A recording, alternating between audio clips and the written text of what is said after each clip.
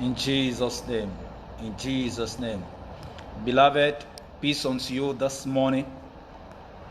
We are so grateful for your time, and we thank God for making it possible for us coming your way once again. It's indeed a pleasure for us having a time like this to come your way.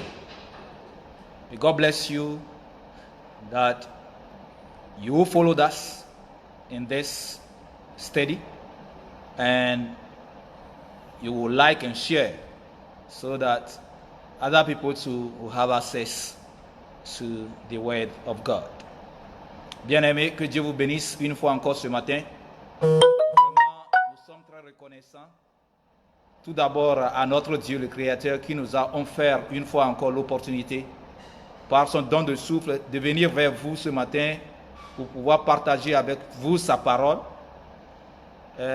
Nous sommes également reconnaissants à tout un chacun de vous qui nous suivent tout le temps, et on vous remercie vraiment. Et nous pensons que vous serez toujours en ligne pour nous suivre, d'aimer et de pouvoir partager, afin que les frères et sœurs aussi puissent en avoir assez pour s'en bénéficier. Que Dieu vous bénisse. Ce matin, on aura à partager ou bien à apprendre sur un terme, un mot qu'on aura appelé l'alliance. Covenant. Covenant. So if we talk of covenant, what is it? Covenant commonly is used in legal, social, religious, and theological terms or context. Commonly, covenant is used in legal, social, religious, and theological terms. Nous sommes en train de dire que couramment, le mot ou bien le terme alliance est utilisé dans des contextes juridiques, sociaux, comme des mariages, religieux et théologiques. Alors, que veut dire alliance? So what does it mean, covenant?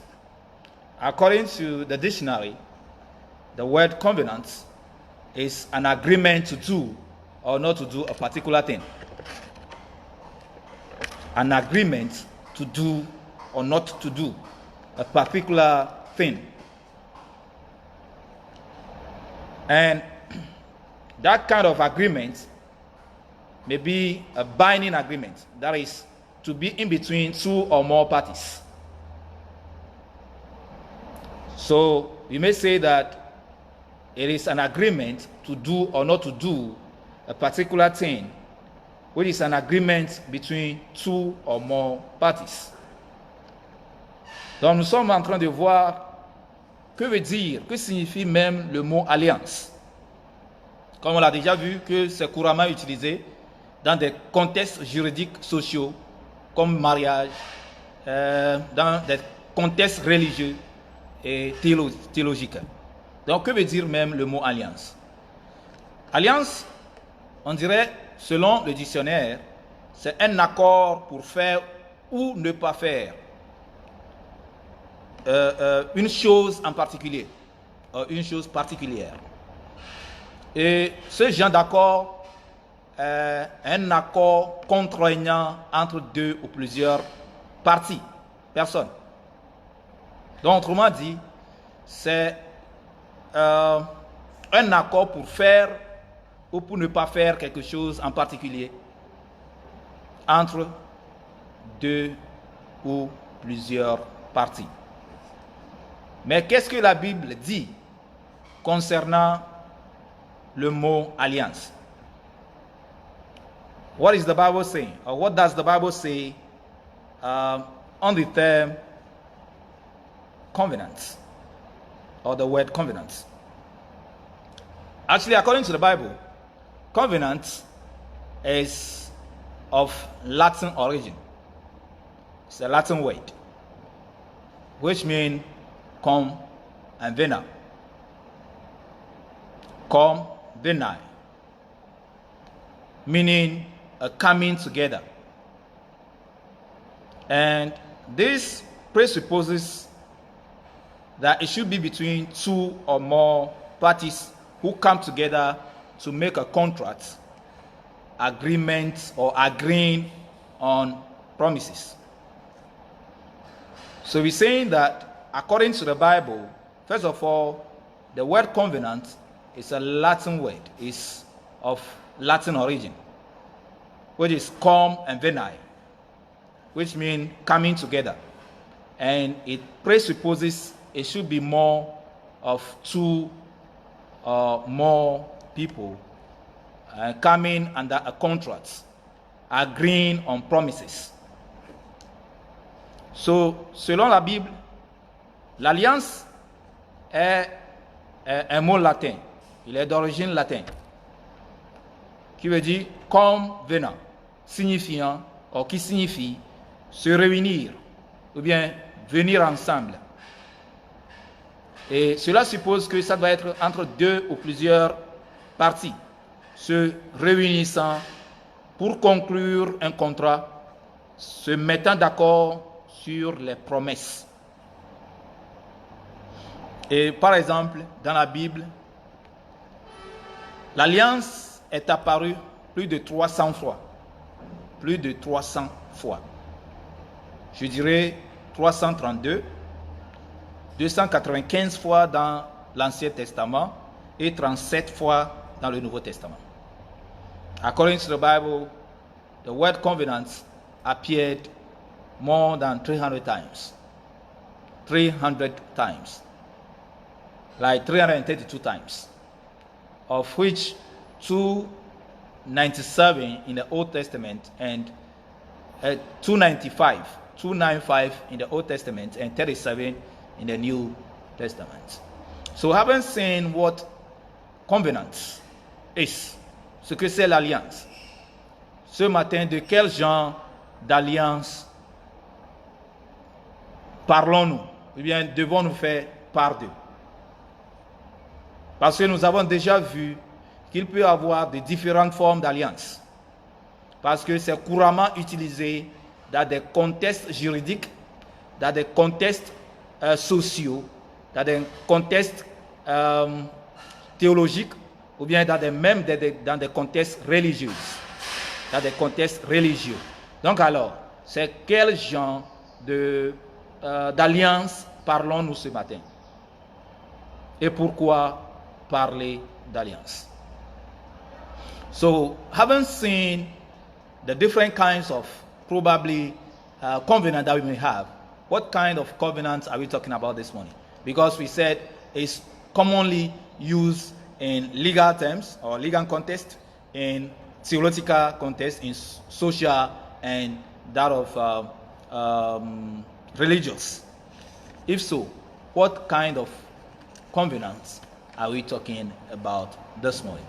And why that? You and I are still alive because of a certain covenant that has been made. And he who has been in a covenant with us is alive.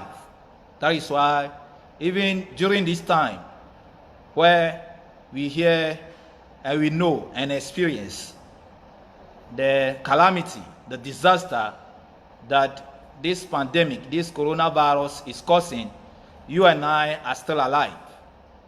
Why? Because he who has made the covenant with us is alive. That is why he wants us to talk or remind ourselves on this covenant that we have with him. So we are looking at covenants in the religious context. Vous et moi, nous sommes toujours en vie parce que nous sommes dans une alliance et la personne qui a fait l'alliance avec nous est toujours en vie. C'est pourquoi même durant ce moment difficile de coronavirus où on attendait des désastres, de pertes de vie et autres, nous sommes toujours en vie parce que lui qui est en alliance avec nous est en vie. Ça veut dire que nous sommes en train de voir dans le contexte religieux, ou bien l'alliance dans le contexte religieux. Donc, une fois encore, pourquoi sommes-nous en vie? C'est parce que nous sommes en alliance avec lui qui est en vie en nous. Donc, qu'est-ce qui doit être fait? Premièrement, voyons quelque chose dans le livre d'Hébreux. Hébreux 13, le verset 5, la partie B. So let's look at something in Hebrews 13, the verse 5, the second part, 5b. God has said, never will I leave you, never will I forsake you. So we are alive because he has never left us and he has never forsaken us. And he will not leave us, never will he forsaken us. So we are alive in the midst of this coronavirus because we are under a covenant with someone who will never leave us nor forsake us. So it is through the covenants of the living one that you and I are still alive. So Hebrews 13, the verse 5, the second part is saying that God has said. So whom are we in the covenant with? It's with God. So because we are in covenant with him, he's saying that he has said, never will I leave you, never will I forsake you. So you and I still have the breath of life in us this morning because he, who is the covenant-keeping God, who is God, who has come in agreement with you and I, lives. And he said, because he lives, he will never leave us, nor forsake us. Alors, la Bible dit en Hébreux 13, le verset 5, la partie B du verset 5, que Dieu lui-même a dit. Donc, en première question, à qui sommes-nous en alliance avec? C'est avec Dieu, le Dieu vivant, qui est en vie. Donc, nous sommes en vie parce que lui, avec qui nous sommes en alliance, vit, il est en vie lui-même. Et comme il est en vie, il dit, car Dieu lui-même a dit, je ne te délaisserai point. Je ne te délaisserai point. Et je ne t'abandonnerai point. Je ne te délaisserai point. Et je ne t'abandonnerai point. Donc nous sommes en vie parce que Dieu tient toujours à son alliance. Dieu tient toujours à ses paroles. Donc Dieu tient toujours à nous, avec qui il est en alliance avec. Donc il ne nous délaissera point, ni il ne nous abandonnera point. Donc nous sommes en vie parce que Dieu ne nous a pas délaissés et il ne nous a pas abandonnés. Donc nous sommes en train de parler de l'alliance de Dieu. The covenant with God. God's covenants. We have seen that there may be different kinds of covenants. Either in the legal term or legal context, religious, theological, and the rest. But here we are talking of religious and no other covenant than the covenant of God.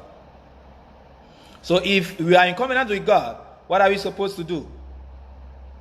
You will look at that. That is why the word of God is coming to you, wherever you are this morning, that you are alive because there has been a certain covenant with you, for you, by you. That is why you and I are still alive. If so, what are we supposed to do? He said, God has said, I will not leave you. So you are alive, but because God has not left you. I will never abandon you, forsake you. So you are alive because he hasn't forsaken you. Glory to God. Hallelujah. Donc nous sommes en vie parce qu'il ne nous a pas délaissés. Il ne nous a pas laissés. Et il ne nous a pas abandonnés. c'est à cause de l'alliance qu'il a avec nous. Comment? Dès depuis le commencement. Voyons, selon Genèse, le chapitre 9, le verset 9. There the beginning, from the beginning. So, if you go back to Genesis chapter 9, the verse 9. Genesis 9, the verse 9. He said, and behold, I establish my covenant with you and with your seed after you.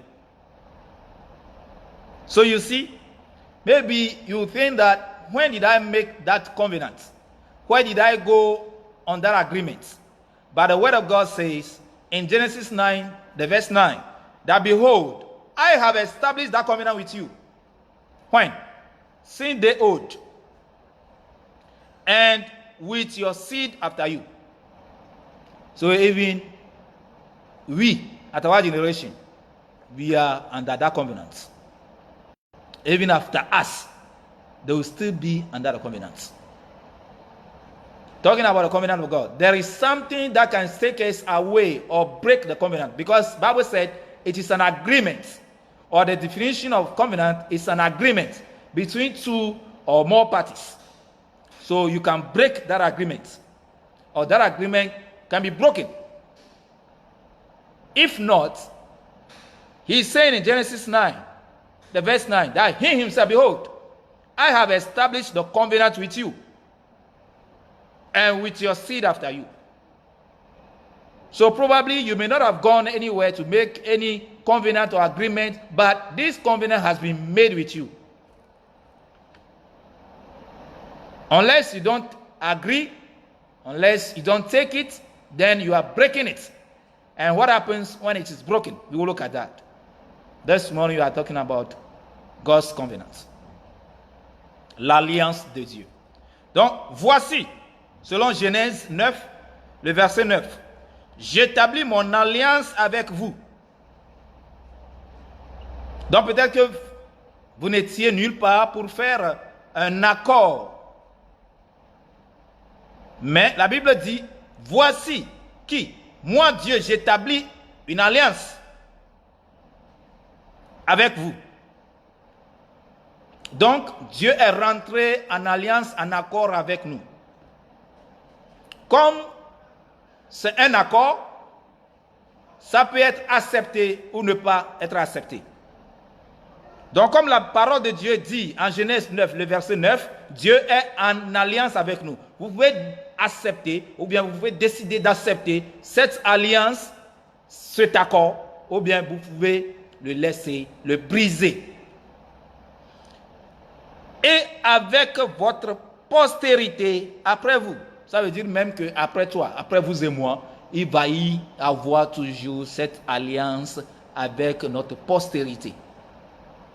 Donc vous voyez, l'alliance de Dieu. L'alliance de Dieu. Donc Dieu ne nous a pas abandonnés et ne nous abandonnera pas parce que nous sommes en alliance avec lui. Vous serez à dire donc, qu'est-ce qui s'est passé à ceux qui sont morts pour sa gloire? Je ne peux pas dire si, par exemple, ils ont accepté l'alliance ou pas, mais pour sa gloire. Alors, pour nous, ce matin, qui sommes toujours en vie, qui ont le souffle de vie, la Bible nous dit qu'il a déjà établi une alliance, son alliance avec nous. Donc, acceptons d'être en accord avec notre Dieu, sous son alliance. C'est ça qui va nous guider. C'est ça qui va faire qu'il aura à garder, à ne nous délaisser pas et à n'aura pas nous abandonner. Alléluia. Genèse 9, le verset 9. Il continue à dire, en Jean 8, le verset 51. So the Bible continues to say, to confirm how God has made this agreement to stand. How he has established it. Said, I have established the covenant. So John 8, 51. John chapter 8, verse 51. Verily, verily, I said unto you, if a man keeps my words, those words are the words of the covenant that I will never leave you. Now, I will never forsake you. Those are the words of the covenant. I say, verily, verily, I say unto you, if a man keeps these sayings, he shall never see death. So you are alive because God wants you to live, so that you will keep his words. So the words are coming back to you this morning, that he himself, that God has said, never will I leave you, never will I forsake you. These are his words. Say, if a man keeps my words, my sayings, he shall never see death. So even within this time, during this time of coronavirus, where we hear, it's so chaotic that even, oh God, China is trying to lie to us, because we know the number of deaths that they are talking about surpasses that every day. There are people who are still dying. Meaning coronavirus is still causing a lot. But the Bible said, you shall never see death. You shall not see death. That means you will not die. Hallelujah. How? If you keep his words. John 8:51. Verily, verily, I say unto you, if a man keeps my words, if a man keep my saying, he shall never see death. Qu'est-ce que la Bible nous dit? En vérité, je vous le dis, si quelqu'un garde ma parole, quelle parole? Que Dieu lui-même a dit, je ne te délaisserai point et je ne t'abandonnerai point. C'est ça la parole de Dieu qui est l'alliance. Donc si quelqu'un garde ma parole, qui est la parole de l'alliance, il ne verra jamais la mort. Il ne verra jamais la mort. Amen, que Dieu vous bénisse. Donc vous êtes toujours en vie parce que Dieu veut que vous gardez ses paroles. Dieu veut que vous gardez sa parole. Il dit, si quelqu'un garde ma parole, il ne verra jamais la mort. Donc, vous n'allez pas mourir au moment où vous aurez à garder la parole de son alliance. Qui dit, Dieu lui-même, car Dieu lui-même a dit, je ne te délaisserai point et je ne t'abandonnerai point. Donc Dieu ne vous a pas délaissé, Dieu ne vous a pas abandonné, parce qu'il veut que vous menez à arriver à la connaissance de son alliance et garder sa parole. Donc une fois vous aurez à garder la parole de Dieu, la parole de l'alliance, qui est l'alliance de Dieu, vous ne verrez jamais la mort. Au nom de Jésus, au nom de Jésus, au nom de Jésus. C'est la parole de Dieu qui nous parvient ce matin. Et Dieu étant bon dans sa miséricorde a été, comme on l'avait vu, l'alliance a été mentionnée dans la Bible plus de 300 fois. Donc il a été en alliance avec son peuple qui est l'Israël. Israël, Dieu a été en alliance avec eux. Et il les a rachetés, il les a sauvés, délivrés, et il les a libérés de la servitude, de l'esclavage du pays d'Égypte et les menant vers la terre promise. Il était en alliance avec eux. Et dans son alliance, il leur a dit il leur a assuré qu'il devait les amener sur la terre promise. Donc, autrement dit, l'alliance, c'est une promesse. Et a covenant is a promise. So, God has been under covenant with his people, even God's people, Israel. That even from the time he saved them from slavery, for servitude, bringing them to the promised land, his covenant was to bring them in a surety. He assured them, bringing them to the promised land. We are taking our reading from the scripture according to Psalm 78. due to time factors, you'll be reading from the verse 12 downwards, at least to verse 20 or 22 to end it there for today. So we'll be taking our reading from the book of Psalm 78. Donc nous allons prendre notre lecture de l'écriture selon Psaume 78, du verset 12 à peut-être 22, pour arrêter pour aujourd'hui. Psaume 78, verset 12. And according to Psalm 78, the verse 12 downwards, marvelous thing did he in the sight of their fathers. So, according to his covenant, he did marvelous things in the sight of their fathers. And he said, even after you, my covenant will still be kept. So, for their fathers, he did marvelous things in the land of Egypt. So, even before he brought them out of Egypt, he did marvelous things. Why? Because he was under covenant with them. God's covenant.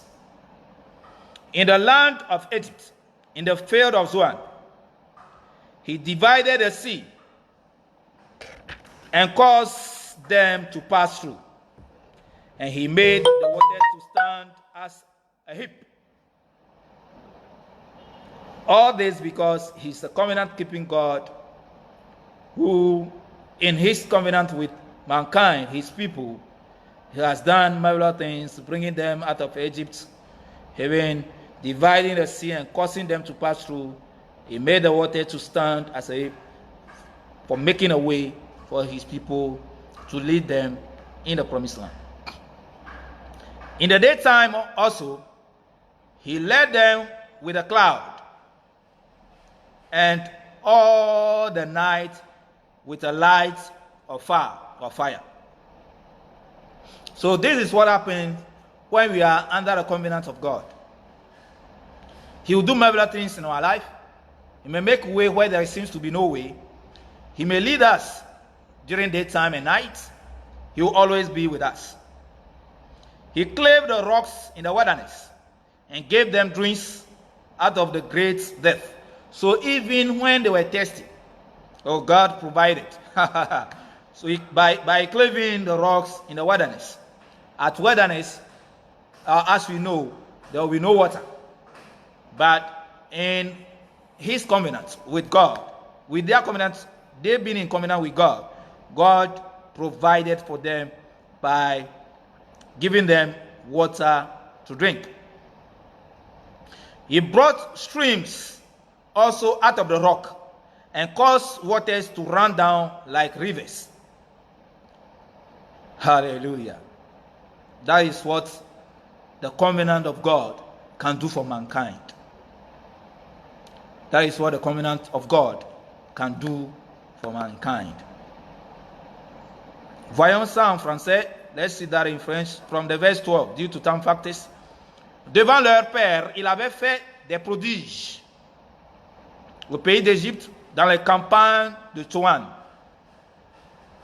Donc, compte tenu de son alliance avec son peuple, qui serait même après notre postérité, Dieu a fait des prodiges même devant leur père. Et c'est ça l'alliance de Dieu fait pour son peuple. Fait des prodiges.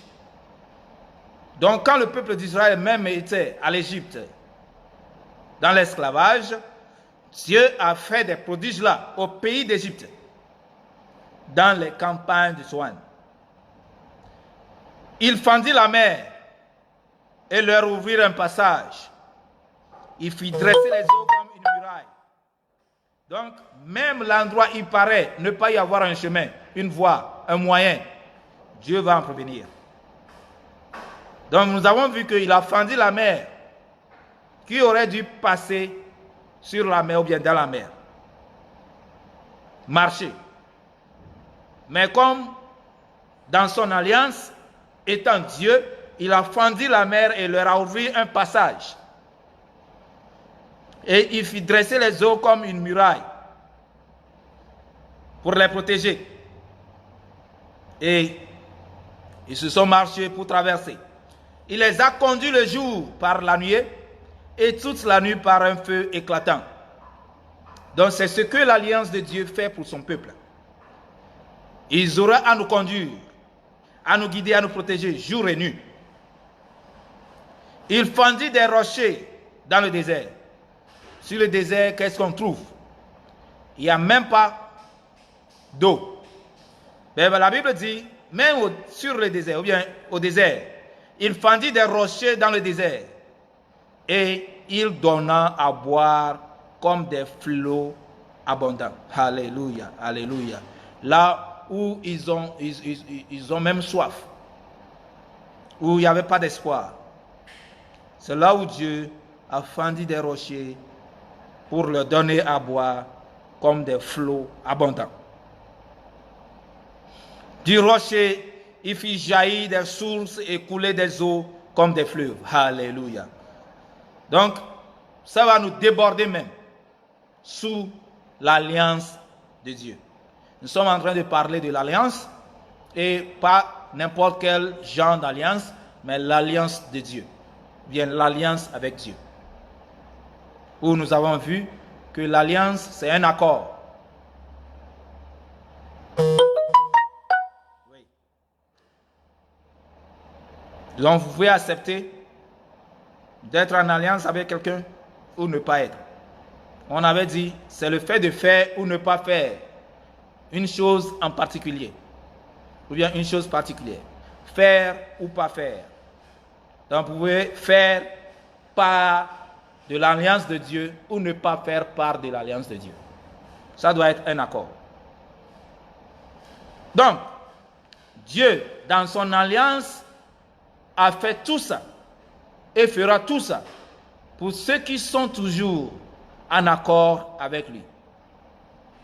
Mais de l'autre côté, qu'est-ce qui arrive si quelqu'un ne fait pas quelque chose en particulier?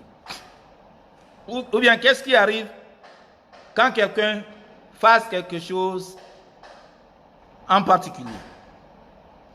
Et ces gens que Dieu a été miséricordieux selon son alliance, le verset 17, toujours de Psaume 78, dit: mais ils continuèrent à pécher contre lui. Oh là là! À se révolter comme le Très-Haut dans le désert. Le verset 18, ils tentèrent Dieu dans leur cœur en demandant de la nourriture selon leurs désirs. Ils parlèrent contre Dieu. Ils dirent: Dieu pourrait-il dresser une table dans le désert? Tout ce que Dieu a fait pour eux. Maintenant, ils doutent. Parce qu'ils ont peut-être, parce que quelqu'un qui met quelqu'un à l'épreuve, qui examine quelqu'un, peut-être il a déjà une réponse lui-même. Donc, un examinateur peut-être a ses réponses à ces questions qu'il aura à poser à quelqu'un. Sinon, quelqu'un qui a bénéficié de la protection de Dieu, de l'Égypte, jusque-là, pourquoi maintenant murmurer, parler contre Dieu et dire même, Dieu pourrait-il dresser une table dans le désert? Voici, il a frappé le rocher et des eaux ont coulé. Et des torrents ne sont pas répandus. Pourrait-il aussi donner du pain ou fournir de la viande à son peuple? Si on est en alliance avec Dieu, pourquoi murmurer? Pourquoi douter? Pourquoi encore l'examiner, tourner notre dos envers lui? L'alliance de Dieu. L'alliance de Dieu nous donne tout quand on est en accord avec lui. Quand on tient ses paroles. Donc, le peuple d'Israël, comme on est en train de voir, a commencé à douter, à sortir, à ne pas garder les mots ou bien les paroles de l'alliance de Dieu. Ce qui est mauvais. So, after all God has done for his people under the covenant, the verse 17 said that And they sinned yet more against him by provoking the Most High in the wilderness. He who saved them, who did marvelously or wonderful things in Egypt by bringing them out of Egypt, slavery, servitude, finding a way in the sea for they to pass through, providing even water in the wilderness. They now sin yet more against him by provoking the Most High in the wilderness. When you are under the covenant of God, you don't do that. And they tempted God. Why should you tempt God? So, talking about the covenant of God this morning, you shouldn't tempt God. Because God, who is in our midst, who is in covenant with us, is a mighty one, who provides for our needs. All that you need to do is to keep his ways. And they tempted God in their heart by asking meat for their lust. Yet they spoke against God.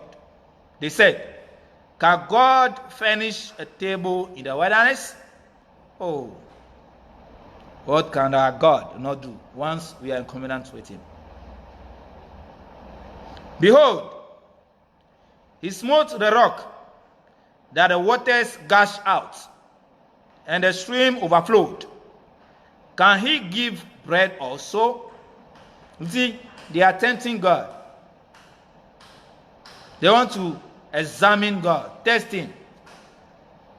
And one who tries examining or testing probably has an answer to himself already.